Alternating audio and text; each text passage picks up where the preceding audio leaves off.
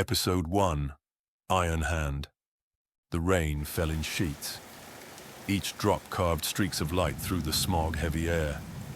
Neon reflections pulsed in the blackened asphalt of New Babel's lower district, flickering like dying embers in the gutter. The city never slept, its veins pumping with electricity and vice. It sure as hell dreamed. Of power, of control, of survival. Every soul in its depths was clawing for something, whether they knew it or not. Tobias, Ironhand Graves, stood motionless beneath the sickly glow of a flickering street lamp, his black fedora pulled low against the downpour. Smoke curled from the ember of his cigar, glowing like a predator's eye in the dark. The scent of burnt tobacco mixed with the city's rot, a smell he'd long since learned to live with. He was a man of few words, his presence speaking louder than most men's screams. When Ironhand did talk, people listened, or bled trying not to. The night's job was supposed to be simple. Collect a debt. Simple on paper, at least. In New Babel, nothing ever really was. Ironhand had seen it too many times. What started as a routine shakedown could spiral into a bloodbath at the drop of a cred stick. The kind where a few choice words and a show of force were enough to make someone reconsider their poor life choices. But Ironhand knew better than to expect simplicity in this city. Inside the dimly lit back room of the Widow's Nest, a dingy nightclub stinking of stale liquor and bad decisions, Ironhand stepped forward, already sensing trouble. The air pulsed with low synth beats from a half-broken speaker, mixing with the murmur of voices and the clink of cheap glassware. The air was thick with cigarette smoke and tension, the kind that told Ironhand he'd have to earn his pay tonight. Things had started sliding sideways the moment he walked up. A bartender wiped down the counter with a rag dirtier than the floor, casting a cautious glance toward the back room. Regulars knew when to mind their own business. A gang of wannabe tough guys, men who thought a few cybernetic enhancements and a bad attitude made them untouchable, had decided they didn't want to pay up. They sat sprawled across torn leather chairs, all smirks and arrogance, mistaking numbers for power. The rat, Jarek Vex, already lounging in his chair, barely spared a glance as Ironhand approached. Another collector, "You suits all start looking the same after a while." He smirked, cybernetic optics scanning Ironhand lazily. "What's your name, tough guy? Or do I even need to care?"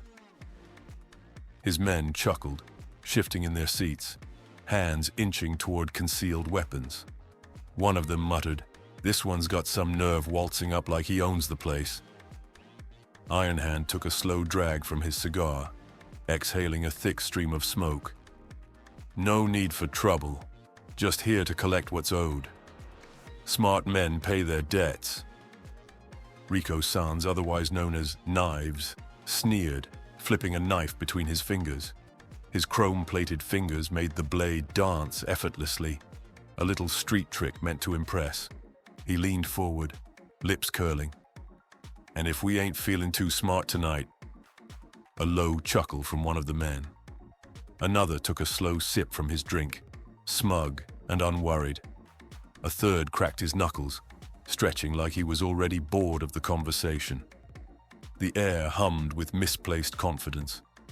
Then came the slow, deliberate thud of Ironhand's boots against the wooden floor. Ironhand stepped through the doorway, the scent of rain and cigar smoke trailing behind him. The gang barely noticed at first, too caught up in their own bravado. One by one, recognition dawned. The laughter faded, replaced by wary silence. Ironhand exhaled sharply, shaking his head.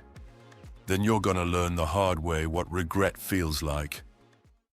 Knives lunged, blade flashing under the dim light. Tobias sidestepped, gripping Rico's wrist like a vice and twisting. A sickening pop echoed, followed by a sharp scream as the knife clattered to the floor. Ironhand didn't let go. He yanked Knives forward, driving his metal fist into the man's ribs with a brutal crack.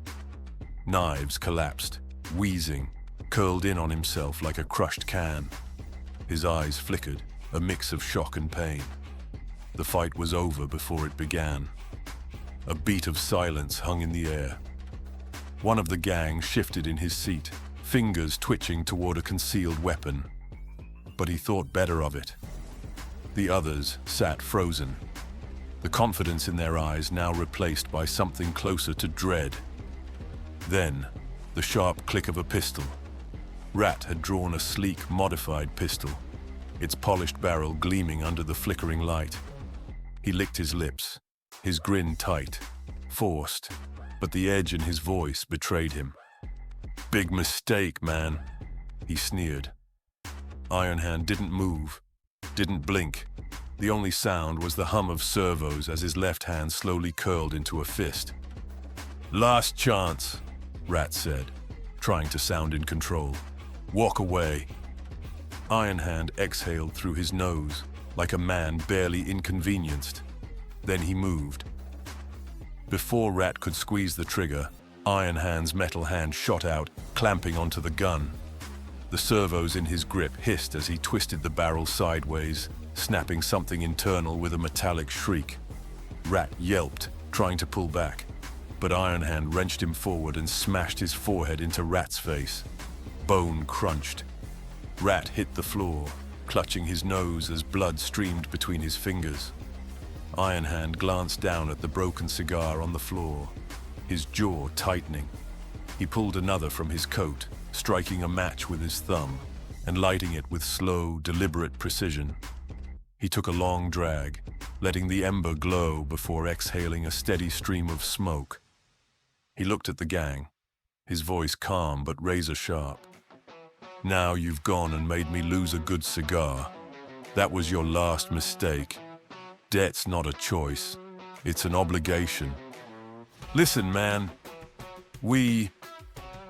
Ironhand cut him off with a single, deliberate step forward. His left hand, the black-gloved machine that had replaced flesh and bone, whirred softly as he flexed it. A reminder of the war that took something from him. A reminder of why he never left debts unsettled, whether his or anyone else's. "You want to walk out of here, you pay. Or I take something you can't replace." His voice was calm, almost casual, the kind of tone that made men rethink their lives. Rat groaned, blood streaming from his broken nose. One of his men shifted uneasily, glancing toward the door like he was weighing his odds of making it out. A faint whimper came from Knives, still curled on the floor, his breathing ragged. The fight had left them, replaced by the dull ache of realization. "Shit. All right, man," Rat muttered, voice thick with pain. "You made your point." He knew when he was beaten. The bravado was gone. He swallowed hard, then nodded. Rat fumbled for a cred stick, his hand still shaking. He held it out, avoiding Ironhand's gaze. Ironhand pocketed it without a word and took one last slow drag from his cigar. Without a word, he turned and strode out of the club, his boots echoing against the worn floorboards. As he pushed through the doors, the neon glow of the city bathed him in cold light. The night swallowed him whole, leaving nothing behind but the scent of burnt tobacco and the lingering fear in the room. Outside, the city howled. Somewhere down the street, a siren wailed, distant but closing in. Another mess, another night. Ironhand pulled his coat tighter, the rain mixing with the scent of burnt tobacco. The ghosts of his past still followed, but for now they could wait. The past clung to him like smoke, and the war never truly ended. The missing hand, the ghosts of fallen comrades, the unfulfilled promise of revenge. It all lingered, waiting. And Ironhand wasn't a man to leave things unfinished. Just another night, just another lesson. He had settled tonight's debt. But the real one, that was still waiting to be paid.